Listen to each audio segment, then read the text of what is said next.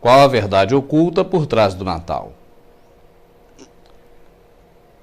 Natal significa nascimento, nós sabemos disso. Tanto que tem o pré-natal, quando a mulher grávida começa a fazer um tratamento para que o bebê nasça com toda a saúde, para que ela também tenha uma saúde adequada para poder continuar gerando esse bebê. Chama-se pré-natal, não é à toa, porque é antes do Natal, antes do nascimento. Então sabemos que Natal é nascimento. Mas a verdade oculta é que não é o nascimento de Jesus. A Bíblia, que é onde nós buscamos conhecer as coisas sobre Jesus, nela nós não encontramos a data do nascimento de Jesus Cristo. Não temos o mês, não temos o dia, não temos nenhuma referência a essa questão toda. Então, por que se comemora o nascimento de Cristo? E por que se comemora em 25 de dezembro? Para podermos entender isso, nós temos que retornar em um período muito anterior. Temos que chegar nos dias de Noé. A partir de Noé, nós podemos compreender como surgiu esse costume do Natal. E nós podemos também aproveitar para falar também de um tema bastante comum, que é fruto de muitas perguntas aqui para o Verdade Oculta. Quem é a mulher da nota de R$2? Quem é a mulher da nota de R$5? Quem é a mulher da moeda, cara ou coroa, de quem é a cara? Qual é a mulher da Estátua da Liberdade? Vamos entrar na história? Então vamos retornar ao livro de Gênesis, no início da Bíblia. Ali passa-se o momento em que há uma história muito conhecida sobre Noé, o homem que construiu a arca e que através da arca salvou 8 pessoas e um grupo enorme de animais da destruição do dilúvio. Após o dilúvio, a Bíblia conta que Noé bebeu vinho, ficou embriagado. E quando ele ficou embriagado, ele tirou as suas roupas, ele ficou pelado. E entre os filhos de Noé que se safaram da destruição, tinha um chamado Cã, ou Cão em algumas traduções. E esse filho, ao ver Noé nu, achou muito engraçado, riu, zombou e correu para contar para os outros irmãos. Olha Jafé, olha Sem, lá está o nosso pai, ele está totalmente nu e bêbado, cá. Isso não agradou Noé.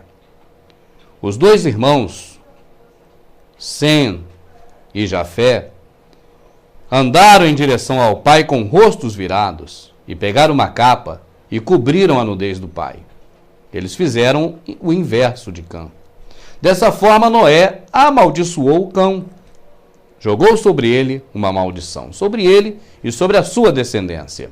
Noé disse que Cão agora passaria a ser escravo de Sem e que Jafé habitaria junto com Sem, mas que Cão seria agora escravo dos seus irmãos e as gerações assim também por consequência. De Cão nasceu Canaã, os cananitas, os cananeus. E o que aconteceu? Estando fora dos planos de Deus, estando amaldiçoado pelo seu pai, esse homem chamado Cão, ele andou por caminhos errados. E ele teve filhos. Um dos seus filhos se chamava Cuxi. Esse filho de Cã, neto de Noé, chamado Cuxi, conheceu uma mulher. Você sabe a Hillary Clinton? Agora você sabe a Jezabel, aquela mulher do Acabe? Coloca as duas aqui assim, ó, uma do lado da outra. Essa mulher que esse rapaz conheceu, esse Cuxi, era uma mistura de Jezabel com Hillary Clinton. Diga-se de passagem, a Jezabel, esposa de Acabe, ela era devota de Samiramis, a mulher de Cuxi. Está escrito na Bíblia. Continuemos. Pois bem, Cuxi então se casa com Samiramis, uma mistura de Jezabel com Hillary Clinton. Você sabe do que eu estou falando. E dessa união nasce uma criança. nasce um garoto chamado Nimrod. Talvez você já tenha ouvido falar sobre ele. Esse Nimrod é o patriarca dos senhores do mundo que estão aí nos seus dias, nos meus dias, nos nossos dias. São das descendências vindas após Nimrod. São seguidores de Nimrod. Esse Nimrod, cujo nome significa os que se rebelaram, ele foi a personificação da desobediência. O que Deus mandava fazer de um jeito, ele fazia de outro. Esse homem foi uma espécie de Hitler dos períodos iniciais da Bíblia. Esse homem foi o primeiro ditador da história. Ele construiu diversas cidades. Aquela cidade de Nínive, que o Senhor mandou seu profeta ir lá pregar contra ela, Jonas, foi uma das cidades que ele criou. Mas não foi a única. Ele criou diversas cidades. E a mais famosa se tornou a Babilônia. A Torre de Babel nasceu aí nesse período.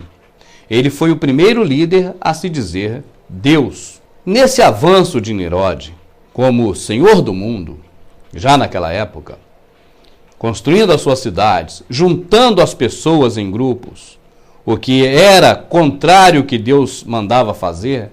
Deus falava para ser fecundo e se espalhar sobre a face da terra e povoar a terra, e ele estava fazendo um processo inverso, ajuntando todo mundo em cidades fortificadas e cultuando, então, a quem ele dizia que era ele próprio, nesse caso o Deus Sol, o astro-rei Sol, ele dizia que era ele próprio. Esse homem, não ficando apenas nas aberrações que fazia, nas idolatrias que promovia, nas orgias que praticava e incentivava, ele se apossou da própria mãe. Ele fez a mãe de mulher dele, Semíramis. Essa famosíssima. E Semíramis, então, deteve para si o título de deusa.